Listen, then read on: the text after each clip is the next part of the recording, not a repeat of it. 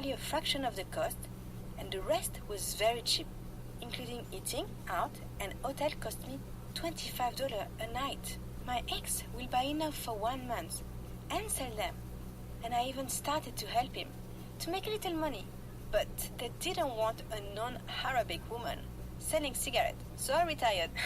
Didn't last longer than a week or two before I kept getting ripped off anyway. I pursued my writing and my flight attendant career by reading a manual and making 20 pages resume to my list of 50 airlines, hoping one will pick me, and I could start from there. But this European way of hiring is way out of my league. It's ominously pitiful. The requirement asks to be a cocktail waitress on a plane. Who knows, at 50, I'll get the other chance. You got only one life. I remember a 65-year-old man in my massage school. Even a blind man once. One night, a man in a club trapped me under a tunnel. I thought I was going to sleep there, but he ends up opened the door. That was insane. I started to feel alone, so I decided to try dating site for a little distraction. Then decided to jump on a train to explore a little. My place was getting depressing. With those very depressing people, I started to drink and write in this evening and listen to radio talk for hours, to the point I'll fall asleep and imagine being part of them. I took myself by the neck and started going to swim every day. But a few months later, I got stuck in this cold mentality of the sick, cruel mind of the social world and the lousy attitude of some judgmental people towards immigrants, the hatred, tyranny, this unintegrated running the streets, this snob chasing away the hearted homeless, the tyrant breaking peoples, the friend who deserts you instead of giving a pet talk and cheer you up. I'm thinking, oh, I see how it is. I'm here for any of you, but if I'm not in my 100% shape, they're going to turn. They head away and start talking down on you. Or some of them are just weak by nature, and they can't help their stubborn mind to cross over doing the right thing, and that is to help a friend in need, no matter what. Conclusion, when we are young and naive, we trust too easy. Teach and inform your children to detect danger and untrusty individual. October 8th at 12:19 a.m. A new story. Her family vacation, 1997. We had the best of the best parents. We all, I and 6 siblings, would get to choose a vacation trip during the summer. School trip every time. Ski, tropical or adventure. Hobbies, carnival, best birthday party, best Christmas. My best souvenir were our trip to Center Park, a giant bubble of the water slide, and surrounded by bowling, fun zone, buffet, shops, entertainment. We'll get 2 cabins, rent bicycles, and spend 3 weeks. At night we'll play a board game, or go out play outside and have the best family times. Next best was our trip to San Tomas, VI near Puerto Rico. Nothing could beat that.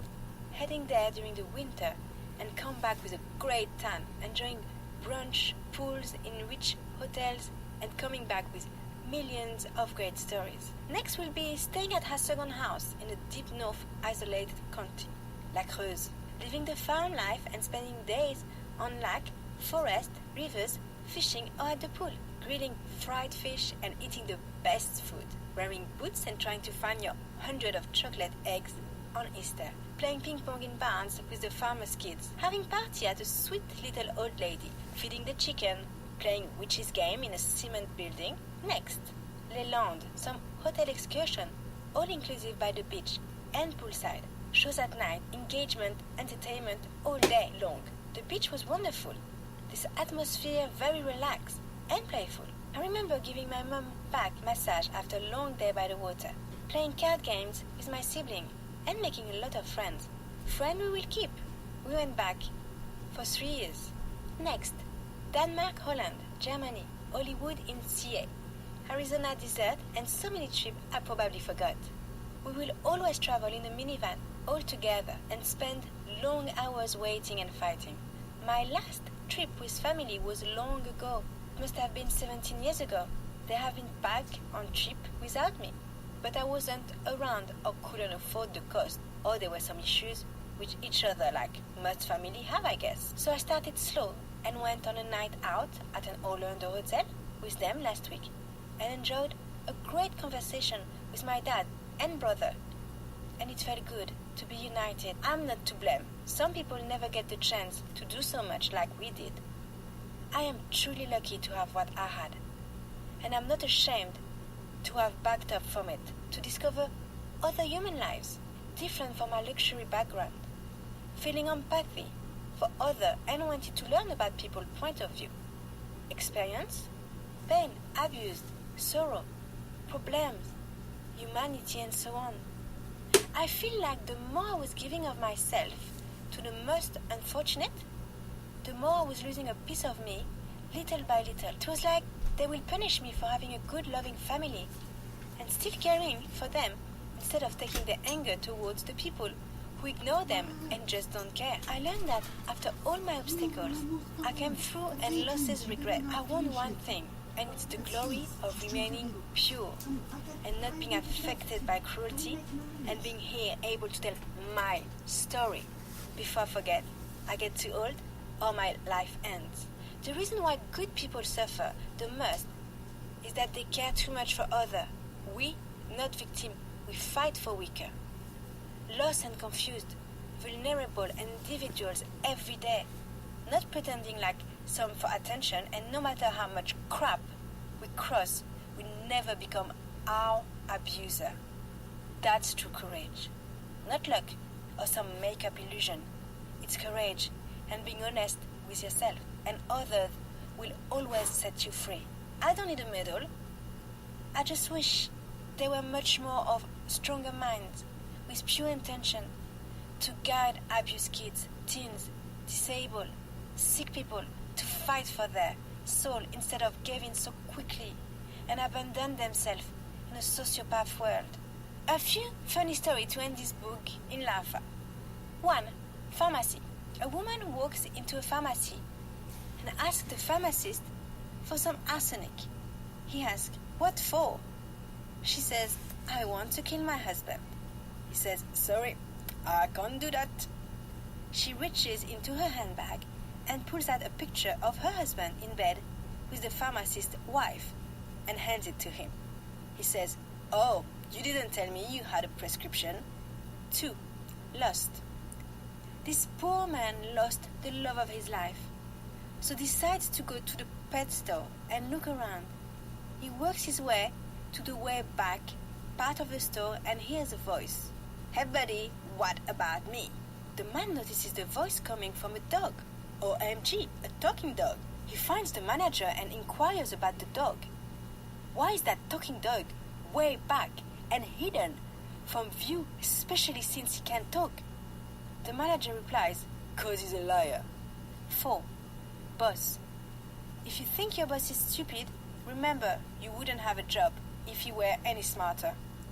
5. I am back. I'm back.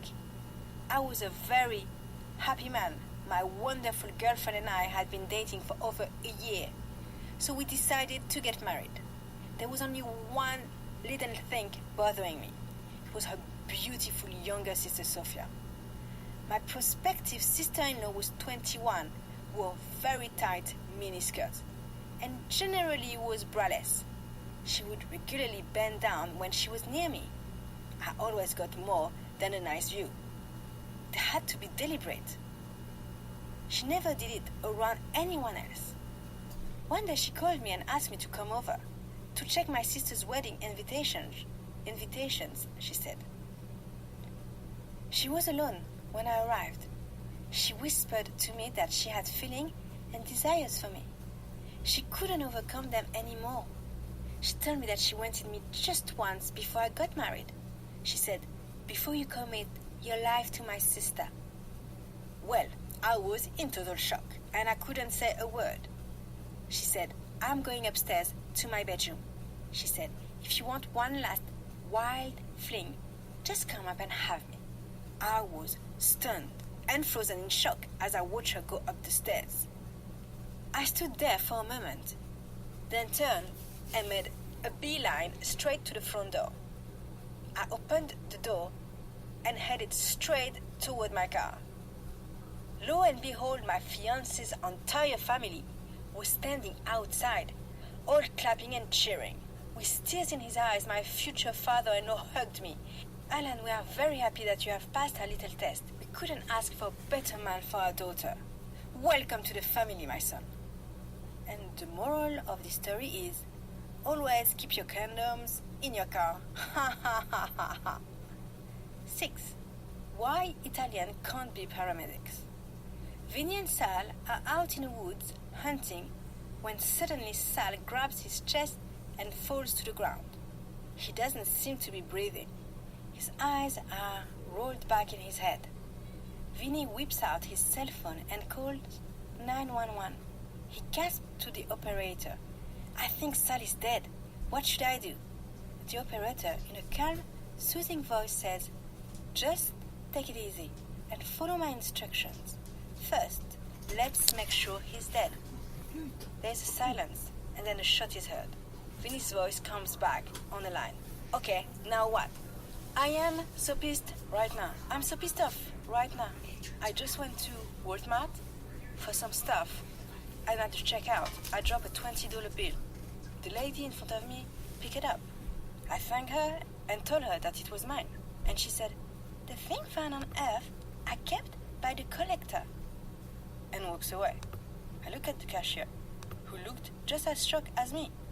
And I said, do I look like I'm playing? You better give me back my $20.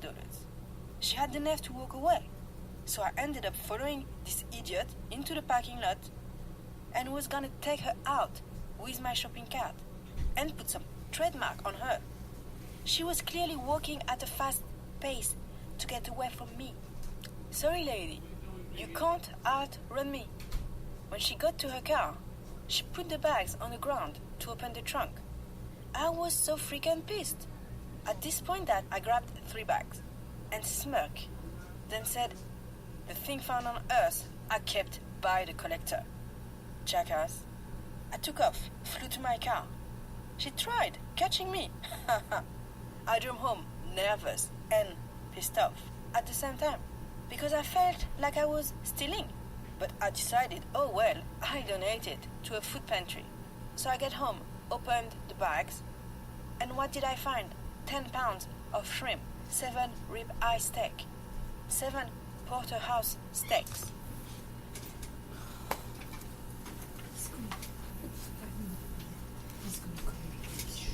Gotta finish. Can you help me? What's my French morning? I got 5 minutes, okay? I'm almost done. Just please don't talk. It's gonna ruin my book, okay? And ground butter biscuits. Yum. Not bad for being pissed over $20 bills, huh? In all seriousness, this is a joke. 8. Emergency room. A man goes to the emergency room. The nurse says, what's wrong? Read this book, and I want to encourage every young soul out there to never give up on yourself, even if someone keeps telling you that you are not worthy of existence.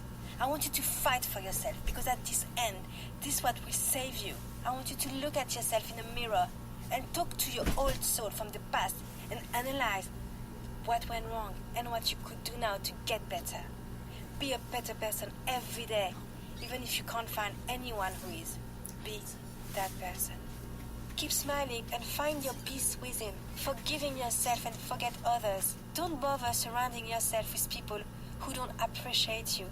Period. Don't turn around. Don't question it. Just move on. If you ever seek hypnosis, I'd love to help you for a small fee. My hypnosis group is linked to my art page, facebook.com/VCreativeArt16. My author Vanessa J. Bush, creative art director of V Creative Art 16.